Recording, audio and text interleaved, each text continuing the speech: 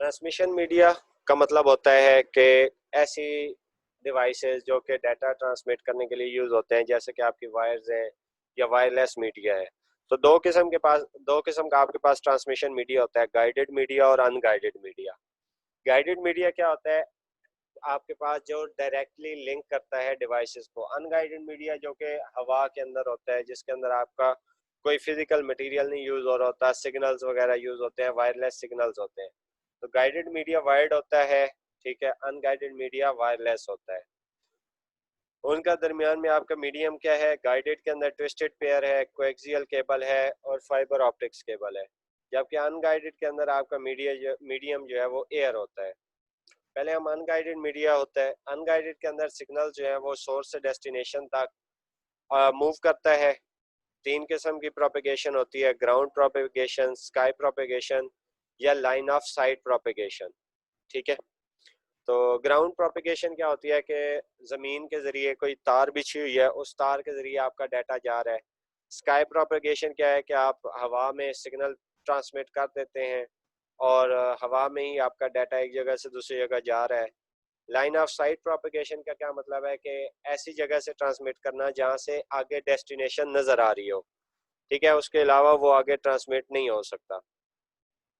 Ground propagation जो आपकी radio waves हैं वो लोएस्ट पोर्शन से एटमॉस्फेयर के एक जगह से दूसरी जगह ट्रांसमिट होती हैं, और वो लो फ्रिक्वेंसी सिग्नल्स होती हैं और वो हर डायरेक्शन में मूव कर रहे होते हैं, ठीक है। Sky propagation high frequency radio waves होती हैं जो कि रेडिएट करती हैं ऊपर की तरफ, ठीक है। जो आपकी तय होती है ले आसमान की, उनके जो एटमॉस्फेयर की तहें होती हैं, आयोनोस्फेयर, ठीक है, उसके अंदर वो मूव करता है और वहां से वो डिफ्लेक्ट होके वापस ज़मीन की तरफ आते हैं और इस तरह वो सोर्स से डेस्टिनेशन तक पहुंचते हैं। लाइन ऑफ साइट प्रोपेगेशन बहुत ज़्यादा हाई फ्रीक्वेंसी के सिग्नल्स होते हैं जो कि स्ट्रेट लाइन में मूव करते हैं, ठीक है, एंटीना से एंटीना। अगर दरमियान में कोई रुकावट आ जाती है, फॉर एग्जांपल दीवार आ जाती है या पहाड़ आ जाते हैं, तो उस पे वो मूव उसमें से मूव नहीं कर सकते। तो इस वजह से आप देखते हैं कि अक्सर पहाड़ों पे भी एंटीनाज लगे हुए होते हैं। ये आपके पास प्रोपेगेशन लेवल्स हैं, ठीक है। ग्राउंड प्रोपेगेशन में क्या हो रहा है? सिंपली आपकी डायरेक्ट ट्रांसमिशन हो रही है एंटीना से एंटीना जमीन के इर्द गिर्द, ठीक है। दूसरा आपके पास स्काई है, उसके अंदर क्या है कि पहले आयोनोस्फेयर की तरफ जाता है और वहां से वापस आ जाता है। तीसरा आपके पास लाइन ऑफ साइट है, उसमें आपके खंबे आमने सामने लगे होते हैं और वो एक दूसरे को सिग्नल ट्रांसमिट कर रहे होते हैं।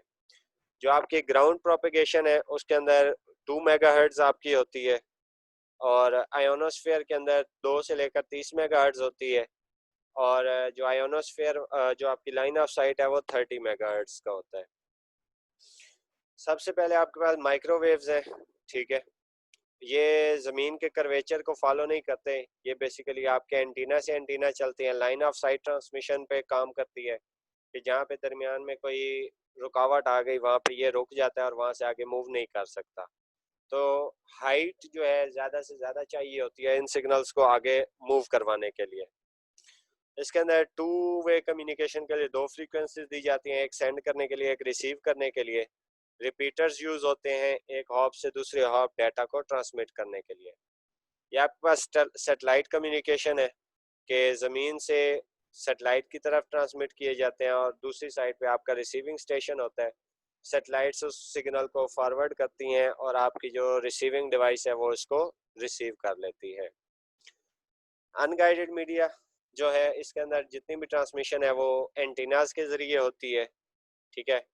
इसकी कन्फिग्रेशन डायरेक्शनल होती है कि किस साइड पे आपके सिग्नल ने मूव करना है। आपका जो सिग्नल होता है वो फोकस्ड होता है एक तरफ से दूसरी तरफ, ठीक है। आपकी अलाइनमेंट बहुत ज़्यादा ज़रूरी होती है एंटीनाज की कि आपका डाटा जो है वो सही तरह से एक जगह से दूसरी जगह जाए। ओमनी डायरेक्शनल हो सकते हैं कि मल्टीपल डायरेक्शंस के अंदर आपके सिग्नल्स मूव कर सकते हैं, लेकिन रिसीव वहीं पे होगा जहाँ पे आपका एंटीना लगा होगा। आपके सिग्नल्स हर तरफ स्प्रेड हो जाते हैं और जितने भी एंटीनाज होंगे वो सारे उन सिग्नल्स को रिसीव कर सकते हैं। तीन किस्म का अनगाइडेड मीडिया है, रेडियो वेव्स, माइक्रोवेव्स और इंफ्रारेड।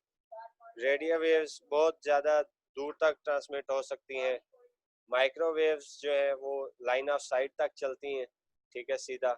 और इंफ्रारेड जो है वो बहुत कम लेवल तक जा सकती हैं, बहुत थोड़ी दूर तक ट्रांसफ़र हो सकती हैं।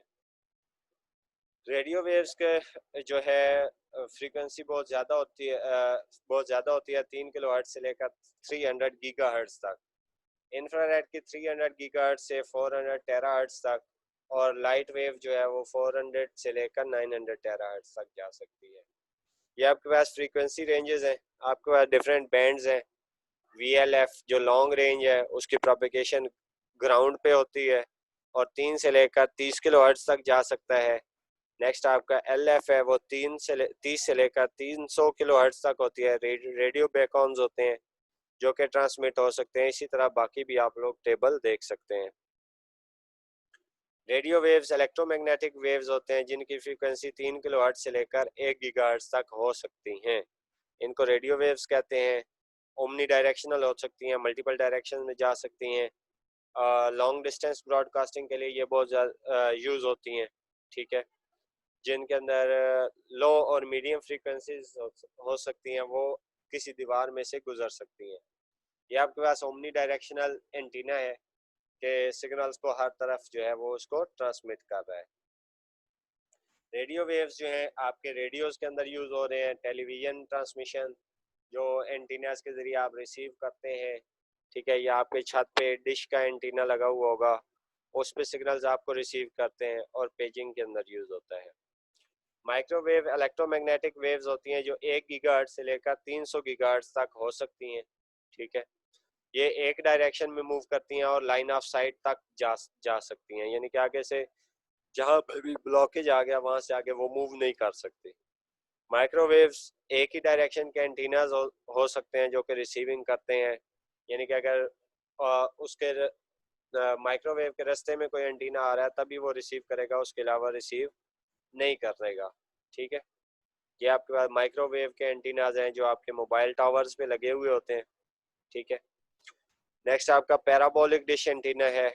वो जियोमेट्री पैराबोला की जियोमेट्री पे काम कर रहा होता है, ठीक है। Every line parallel to the line symmetry reflects off the curve at angles such that all the lines intersect in a common point called the focus। ठीक है, तो ये पैराबोलिक शक्ल में होती है और ये रेस को इस तरह कट करता है कि तमाम जितनी भी आपकी लाइनें हैं जो आपको रिसीव हो रहे हैं सिग्नल्स, वो सारे एक ही पॉइंट पे इंटरसेक्ट करें और एट द एंड आपकी जो डिश एंटीना है वो उन तमाम सिग्नल्स को रिसीव कर ले। जो आपका पैराबोलिक डिश एंटीना है वो बेसिकली एक फनल का, यानी कि आपकी जितनी भी रेज आ रही हैं उन सारे सिग्नल्स को इकट्ठा करने का काम जो आपकी पैराबोलिक डिश एंटीना का होता है, जो आपके छतों पे रखी होती है जब आप डिश के सिग्नल्स जो है रिसीव कर रहे होते हैं। तो मल्टीपल चैनल्स के सिग्नल्स होते हैं जिनको वो इकट्ठा करके आपके टीवी तक पहुंचाती है। हॉर्न एंटीना जो है वो बेसिकली आउटगोइंग ट्रांसमिशन करने के लिए यूज होती है, ठीक है। हॉर्न की शक्ल का होता है और वो सिग्नल्स को फेंकता है, ठीक है, ताकि सिग्नल ज्यादा दूर तक जा सके। ये आपके पास हॉर्न एंटीना की एक शक्ल है, ठीक है। ये दूसरी आपके पास डिश एंटीना की शक्ल है जो कि रिसीव कर रही है, और हॉर्न एंटीना जो है वो उसको आगे फॉरवर्ड कर रहा है या भेज रहा है सिग्नल्स को। ये यूज होते हैं सेलुलर फोन्स के अंदर, सैटेलाइट नेटवर्क के अंदर और वायरलेस लैंस के अंदर।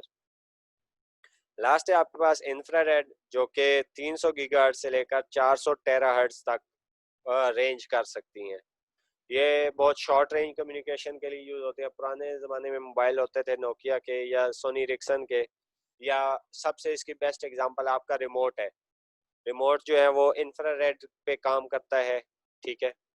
ये दीवार में से पास नहीं हो सकते, ठीक है। कोई भी सॉलिड ऑब्जेक्ट आ जाए, यानी कि यूँ समझ लें कि आप अपने रिमोट के सामने कोई भी सख्त चीज़ रखेंगे तो वो आपका टीवी काम नहीं करेगा। Infrared offer very bandwidth for use, यानी उनकी वेरिंग बैंडविड्थ्स होती हैं। जो आप कोई भी बटन दबाते हैं तो एक डिफरेंट बैंडविड्थ का सिग्नल जो है वो आपके रिमोट से टीवी तक जाता है और वो उसको एक्सेप्ट करता है। आपके वायरलेस कीबोर्ड्स माउसेस के अंदर या रिमोट कंट्रोल्स के अंदर यूज़ होता है। तो क्वेश्चन है आप लोगों को, तो आप लोग